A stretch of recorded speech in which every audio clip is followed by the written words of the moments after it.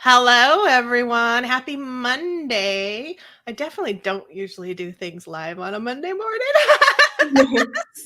Such an odd time to jump into the week. But here we go, because we right now have our Spiritual Entrepreneur Bundle and Summit going on right now. So I'm talking to different participants in there. And today I've got Michele Parad. Sorry, I didn't ask your last name pronunciation.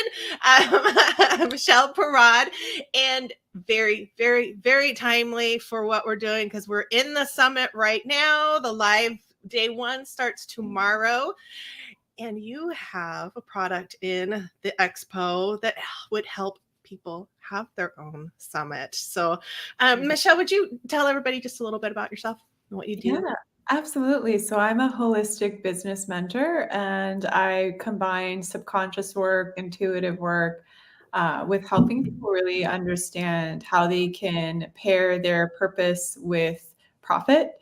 And so building out a business design as well as the right message to really move forward with the highest version of yourself.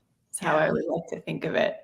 And It's so nice to have somebody else help with that, because when we're in it, it can be tough to see it ourselves. yes, absolutely. We all have blocks, and the blocks can be related to our business goals and success, or it could be related to other areas. And that's why I kind of call myself holistic, is because it could be your relationships, it could be, what your belief systems are about money. It could be just so many numerous things, your body, your health. And so, we are multidimensional beings. We are not just one compartment. And so let's look at all of the spectrum of you and how you can weave that into the best possible life. Yeah. So. Yeah. Wouldn't it be so nice? I don't know. Maybe it wouldn't, but just when you found the compartment, it's like, oh, it's done. Yay. Okay. When I started my whole self-growth, that was like the hardest thing for me to understand. Like, I felt like I had been like absolutely kicked in the face because I had worked through this. It was done. I was over it, and then it came back up. Like, no.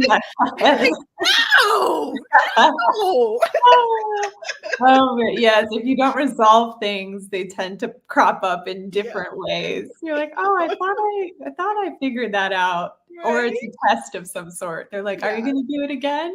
Yeah. Are you sure you want to do it again? Right? Yeah. I love that you're helping people through it, because I do things the hard way.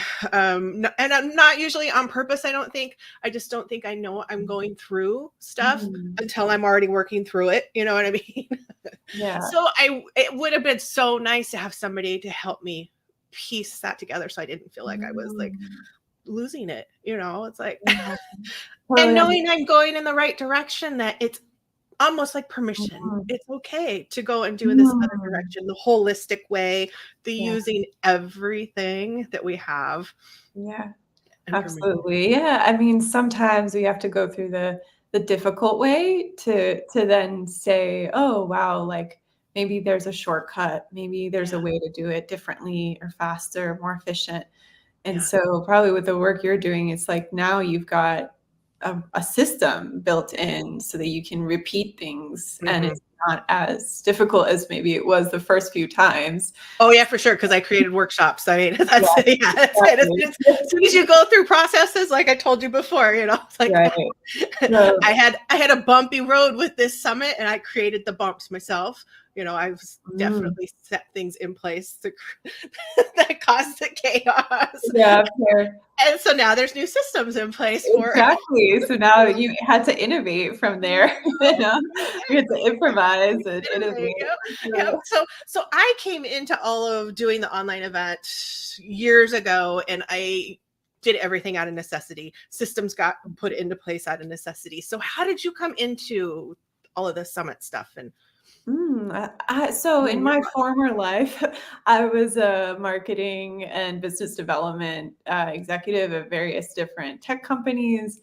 And so I did a variety of different events, from in-person events, conferences, to virtual ones. So really have seen the full gamut of what's possible out there. And most recently, I did my own summit in January for my current business. And I had like lots of interesting results that I didn't expect. It wasn't necessarily about the number of leads that I got, but what ended up happening was I formed really amazing relationships with the speakers themselves. And I think that's planting seeds for many different collaborations in the future. And so there's lots of benefits to summits that I think people don't always talk about. And especially if you nurture the relationships that you form with the people that are aligned with your mission, because ultimately you want to probably create a title and a theme that's related to what you're developing out in the world. And so as a result, you're also bringing in people who have similar visions, and maybe they're, slightly different in their offering or what they're about. But it's like now you've like curated your whole network of people who are similar and can help, and you can refer each other. And so I think that's the piece people don't always think about. And it can be transactional as well, where it's like, all right, just I got your interview, like next summit, like a next thing that I'm doing, right? And it's like maybe better to sit in it and look around at what you already built and try to nurture the people around you. And even within your audience too, it's like, how can you find innovative ways to, besides delivering the actual, what you promised them, but how can you engage them in other ways, so that they feel a part of it? It's not, especially when we're in the virtual space, I think, that can also feel like a little bit removed. In person, it's like you see the person and it's more tangible.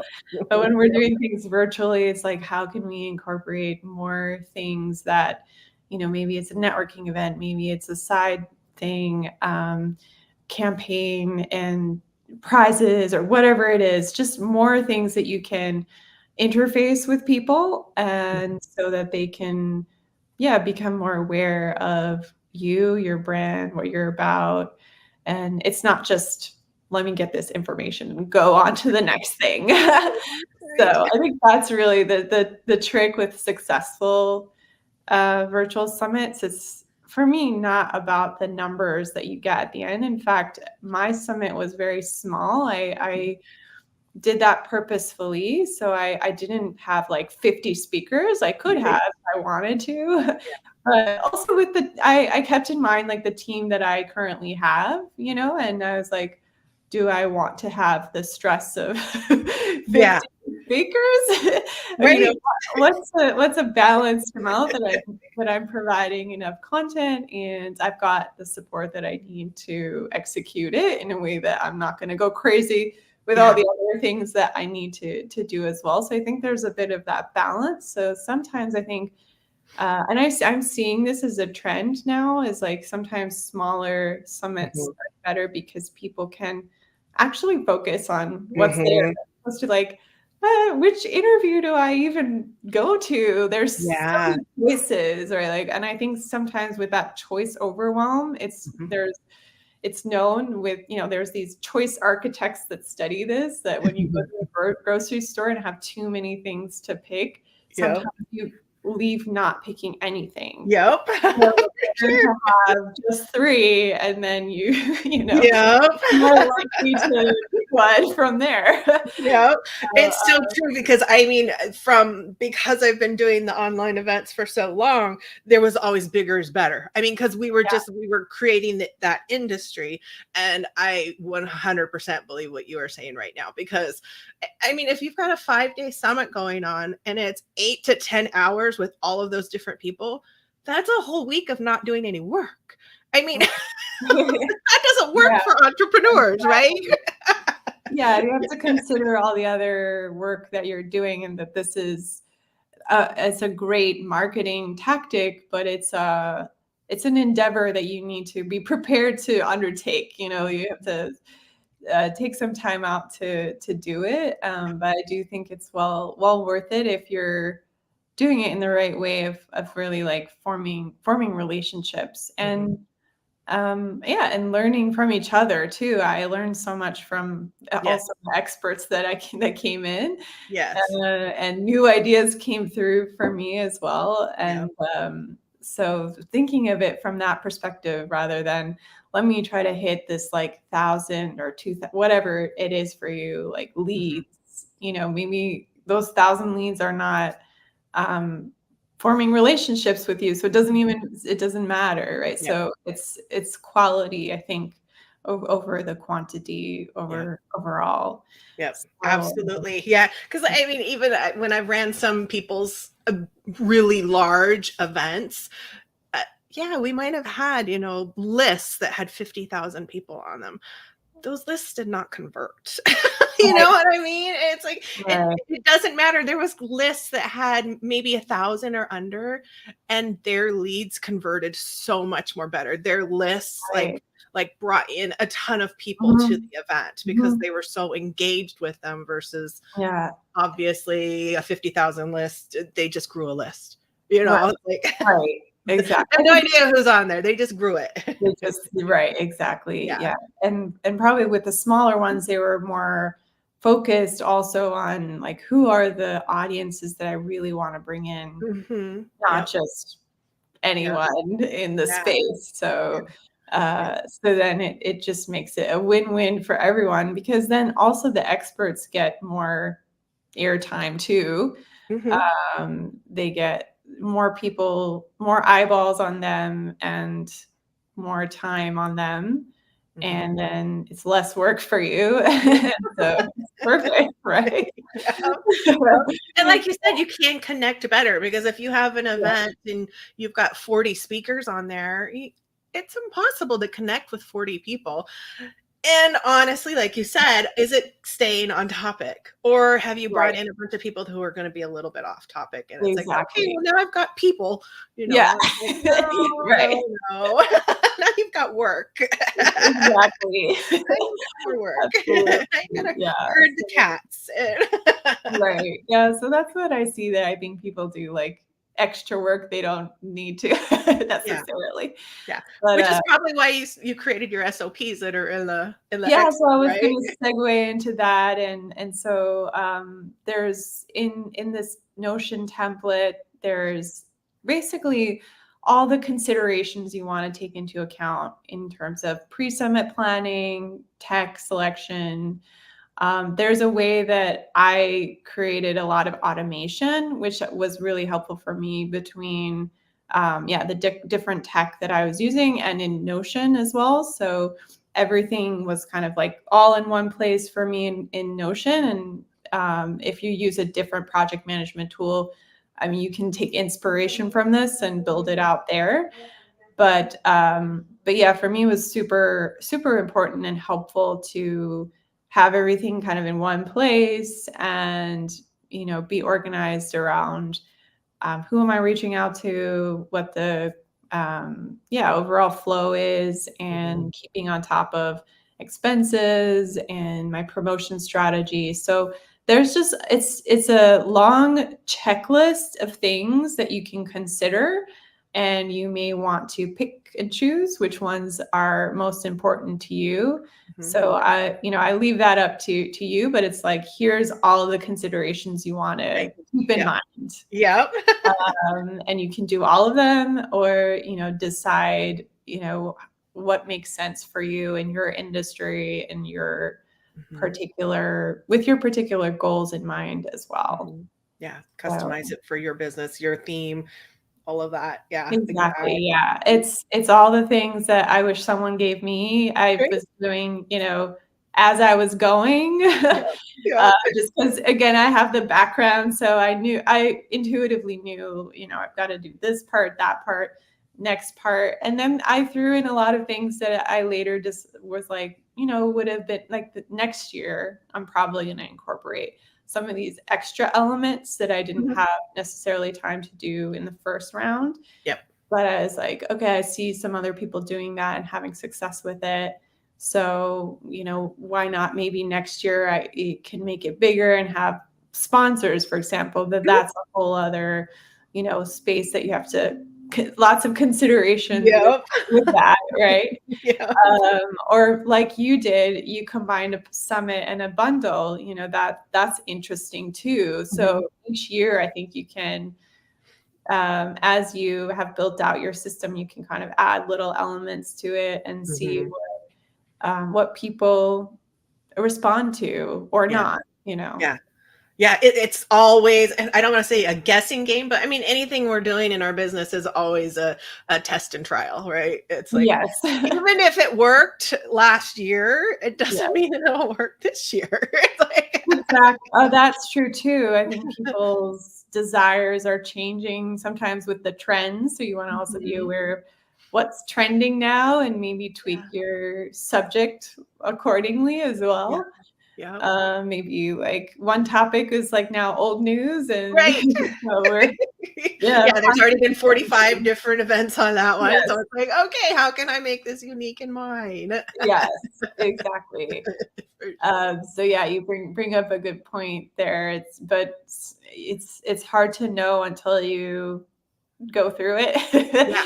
I mean, you can do a little bit of market research ahead of time. If you want, you could send out surveys to your clients or people in your community and be like, what's the topic that would be really helpful to you? I think Mhm. that could be a great research exercise before you go out and do all this work Yeah. for something that people aren't searching for. So Definitely. Or brainstorm with some of the collabs, like you said, who do you exactly. want in the event? Don't be afraid to talk with them and say, hey, what's your audience looking for? I have Yeah, this general idea, but how can I make it work for us?